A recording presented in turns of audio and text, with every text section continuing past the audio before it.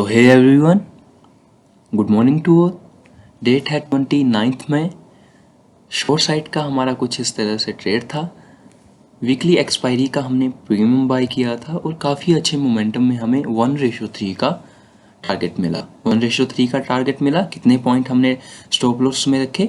हमने stop loss में रखे थे 17 पॉइंट और 52 पॉइंट का हमें टारगेट मिला है, या 50 पॉइंट ही रख लीजिए। 50 पॉइंट का हमें टारगेट मिला है। 1:3 का हमारा ये टारगेट था। So ratios are most important in risk management. आपकी ट्रेडिंग में रेशियोज की बहुत ही अहमियत है। अगर मैं कहूँ तो रेशियो ही आपका डिसाइड करता है कि आप प्रॉफिटेबल होंगे या नहीं। सो काफ़ी अच्छे, अगर आप रिस्क मैनेजमेंट पे अच्छा रिस्क मैनेजमेंट या रिस्क टू रिवॉर्ड रेशो मेरी नज़र से क्या है, 1:3 is a very good ratio. 1:2 भी, बट 1:3 से मेरे को लगता है कि नॉर्मल कर देना चाहिए कि 1:3 तो लेना ही है। सो 1:3 मेरा एक नॉर्मल रेशो है। इसके नीचे मैं ट्रेड नहीं करता। ब्रेक इवन पे काटता हूँ बट मैं ट्रेड नहीं करता। सो रेशो आर बहुत मोस्ट इम्पॉर्टेंट थिंग। सो क्या रीज़न थे इसके पीछे, क्या कॉन्सेप्ट थे इसके पीछे, क्या साइकोलॉजी रही, क्यों इतना पैनिक सेलिंग हमें देखने को मिला? पैनिक सेलिंग क्या होता है मैं आपको समझा दूं कि जब pace of momentum in a candle, जैसे ये नॉर्मल कैंडल्स हैं, जैसे ये कैंडल 9:25 की नॉर्मल कैंडल है, 9:30 की, 9:35 की, ये नॉर्मल कैंडल है। बट जो ये कैंडल्स हैं 10 बजे की, और ये जो भी पूरा मोमेंटम आया है, इसमें कोई पेस ऑफ मोमेंटम बढ़ा है। सो इन कैंडल्स को हम कहेंगे पैनिक सेलिंग। सो इस मोमेंटम को कहेंगे हम पैनिक सेलिंग। जब पेस ऑफ मोमेंटम बढ़ जाता है इसे हम पैनिक सेलिंग कहते हैं। सो पैनिक सेलिंग क्यों आती है इसको भी हम कभी समझेंगे। इसके लिए मैं अलग वीडियो बनाऊंगा, पैनिक सेलिंग क्यों आती है या पैनिक बाइंग क्यों आती है। सो क्या कॉन्सेप्ट थे, क्यों बायर आज डोमिनेट नहीं कर पाए, गैप डाउन के बाद गैप फिलिंग नहीं हो पाई, क्यों रेजिस्टेंस की तरफ नहीं ले जा पाए, या ट्रेड के पीछे लॉजिक से समझेंगे। So today we are discuss about most important concept in a trading. Okay, so please make sure that आप पेन कॉपी लेके बैठें और कुछ इंपॉर्टेंट पॉइंट जो मैं आपको बोलूँगा वो आप लिखें, नोट करें, ताकि ये लर्निंग बेस्ड ना जाए। क्योंकि मैं कुछ दिनों के बाद ये कंटेंट पेड करने वाला हूँ कि फ्री में नहीं होगा ये कंटेंट।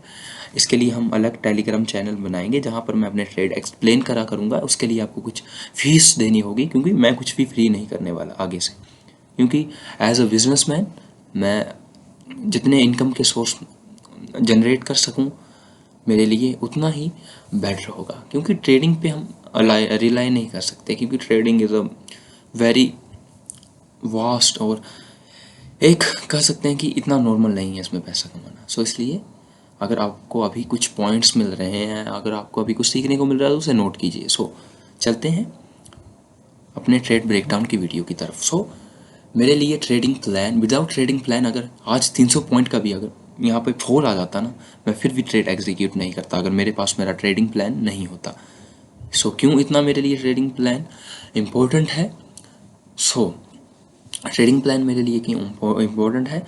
इसलिए इम्पोर्टेंट है कि मैं सब कुछ सिंपल रखना चाहता हूँ और already pre planned, without plan, without knowledge कि मैं क्या कर रहा हूँ, क्या एक्शन ले रहा हूँ और एक्शन क्यों ले रहा हूँ, और एक्शन अगर विदाउट नोइंग, विदाउट जाने हुए अगर मेरा एक्शन सक्सेसफुल भी हो जाता है तो मैं उसे अच्छा ट्रेड नहीं मानता, मैं उसे जीरो ट्रेड मानता हूँ। So that's why trading plan बहुत ही इंपॉर्टेंट है। तो ट्रेडिंग प्लान में मेरा क्या आता है? ट्रेडिंग प्लान में आता है कि प्रीवियस डे का मोमेंटम क्या है। सो प्रीवियस डे का मोमेंटम, जैसा कि हम देख सकते हैं कि प्रीवियस डे का मोमेंटम आप देख सकते हैं कि किस साइड का क्लोजिंग मिली है। तो हमें प्रीवियस डे में हमें सेलिंग साइड का एक बेरिश साइड का एक क्लोजिंग मिली है। मार्केट जैसे ही, अब मैं आपको एक मेन चीज़ बताता हूँ, जैसे ही ऑल टाइम हाई को, इस जगह पे ऑल टाइम हाई को रीच किया है या तोड़ा है, उसके बाद वायर 27 तारीख को यहाँ पर सस्टेन नहीं कर पाते, रेजिस्टेंस पर सस्टेन नहीं कर पाते और पैनिक सेलिंग देखने को मिली। सेकंड हाफ में 27 तारीख को, 27 डेट को तारीख को सेलिंग देखने को मिली। 28 को भी एक वेरी साइड की क्लोजिंग थी। सो हमें आज मेरे को एक्सपेक्टेड था कि जो ये ब्रेकआउट हुआ है ना ऑल टाइम हाई का, शायद ये फेल हो जाए। सो this is a important point. आज के लिए मेरा सबसे बड़ा पॉइंट ये था कि शायद आज जो ऑल टाइम हाई का ब्रेकआउट हुआ है उसका आज शायद फेलियर हो जाए। सो 2 पॉइंट ये थे कि प्रीवियस डे से मार्केट ऑल टाइम हाई को ब्रेक करने के बाद बायर्स के पास इतना डोमिनेंस नहीं है कि वो रेजिस्टेंस पर सस्टेन कर सकें, इतना पावर नहीं है कि रेजिस्टेंस पर वो सस्टेन कर सकें। और उसके बाद जो पैनिक सेलिंग देखने को मिली ये एक्स्ट्रा कंफर्मेशन थी हमारे लिए। सो कल भी हमने एक सेलिंग साइड का ट्रेड एग्जीक्यूट किया, वो भी काफ़ी सक्सेसफुल ट्रेड रहा। सो 2 पॉइंट ये थे कि वेरिशनेस है मार्केट में, वाइस के पास इतना पावर नहीं है कि वो सस्टेन कर सके रेजिस्टेंस को, दैट्स वाई। और आज मैं देखना चाहता था कि मार्केट की ओपनिंग कैसी होती है। सो मार्केट की ओपनिंग भी हमारे फेवर में हुई है। एक गैप डाउन देखने को मिला हमें। गैप डाउन के बाद जैसे ही हम एकदम से नहीं घुस सकते, क्योंकि हमें अपोजिट पार्टी का भी रिएक्शन देखना होता है। सो सेकंड पॉइंट कि अगर आपको एंट्री करनी है ना, तो आप अपोजिट पार्टी का भी रिएक्शन देखिए या मोमेंटम देखिए, कि मूवमेंट देखिए कि वो क्या कर रहे हैं या उनके पास कितना डोमिनेंस है। सो ये पॉइंट आप लिख लीजिए कि when ever you execute trade, first of the all आपको देखना होगा कि अपोजिट पार्टी का क्या रिएक्शन है, उसमें कितनी स्ट्रेंथ है, पावर है। So this is a important point. So जैसे ही मार्केट ओपन हुआ उसके बाद अगर आप देखेंगे तो यहाँ जैसे ये रेजिस्टेंस बन गया, इसको हम रेजिस्टेंस करेंगे डे का। उसके बाद जैसे ही वायर्स ने ब्रेकआउट दिया, एक ब्रेकआउट दिया, ये सस्टेन नहीं हुआ। 9:30 पर जो ये छोटी सी विक बनी है ये सस्टेन नहीं हुआ। उसके बाद 9:35 पर भी वायर ने पुश किया, बट सेलर्स काफ़ी हावी थे यहाँ पर, दैट्स वाई यहाँ पर ब्रेकआउट फेलियर हुआ। तो तीसरा पॉइंट हमारे पास ये था। और चौथा पॉइंट, ये जो स्पॉट है, ये जो मैंने यहाँ पर जोन मार्क किया है ये वाला, ये है ऑल टाइम हाई का जहाँ पर ब्रेकआउट हुआ था। सो मुझे तो यहाँ पर इन्फॉर्मेशन तो यहाँ पर भी मिल चुकी थी, इंडिकेशन यहाँ पर भी मिल चुकी थी, बट मैं देखना चाहता था कि ये सस्टेन होता है कि नहीं, क्योंकि यहाँ पर शायद रिटेस्ट करके यहाँ पर रिटेस्ट करके शायद बायर्स यहाँ पर ऐसे रिटेस्ट करके यहाँ से ऐसे पुश कर देते, कुछ भी हो सकता था। इसलिए मुझे प्रॉपर फेलियर चाहिए था। ऑल टाइम हाई का जो ब्रेकआउट दिया था वायर्स ने, उसका मुझे फेलियर चाहिए था, ताकि जो भी बायर्स यहाँ पर होल्ड करके बैठे थे पोजीशन, वो एग्जिट करें और एक पैनिक सेलिंग देखने को मिले। सो this is a very important concept कि मैंने जो ऑल टाइम हाई का ब्रेकआउट वायर्स ने दिया था उसके फेलियर्स पर बैट किया, उसके फेलियर पर ट्रेड बनाया।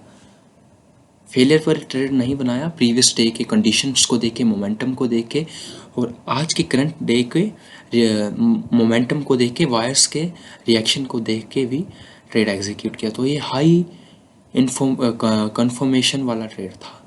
दैट्स वाई यहाँ जैसे जो ये स्पॉट बनी, यहाँ पर जो स्पॉट बनी इसके ब्रेकआउट पे, क्योंकि यहाँ पर जो ये वाले वायर थे वो फेल हो चुके थे, टोटली फेल हो चुके थे, क्योंकि यहाँ पर जो स्ट्रक्चर है वो फेल हो गया था। अब ये सेलिंग का स्ट्रक्चर बना, दैट्स वाई मैंने यहाँ पर पोजीशन एग्जीक्यूट की फुल क्वांटिटी के साथ और काफ़ी अच्छा प्रॉफिट हमें देखने को मिला। सो टुडे वी आर मैं आपको डिजिट बता देता हूँ। 4 डिजिट में हमने कुछ बुक किया है। So we can not share, कुछ पर्सनल रीज़न होते हैं, सो कुछ दैट्स वाई कि हम PNL शेयर नहीं कर सकते। सो this is a logic behind the trade. ये लॉजिक थे इस ट्रेड के पीछे, सिंपल से लॉजिक थे कि प्रीवियस डे से मोमेंटम बेरिश है और हमें वेट है कि ऑल टाइम हाई का जो ब्रेकआउट हुआ है, आज हम अगर वायर वहाँ पर रिटेस्ट में सक्सेसफुल नहीं होते तो ऑपोजिट वेरिश साइड का हम ट्रेड एग्जीक्यूट करेंगे। So this is a simple reason behind the trade.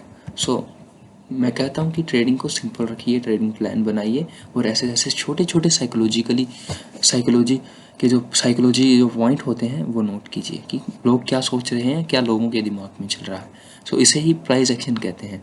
और मेरा मानना ये है कि अगर आज मैं ऐसे रैंडम ट्रेड करता और मुझे ये नहीं पता होता कि ये मेरा ट्रेड और टारगेट किस वजह से यहाँ पर ये मोमेंटम आया या क्यों मेरा टारगेट हिट हुआ, सो मुझे वो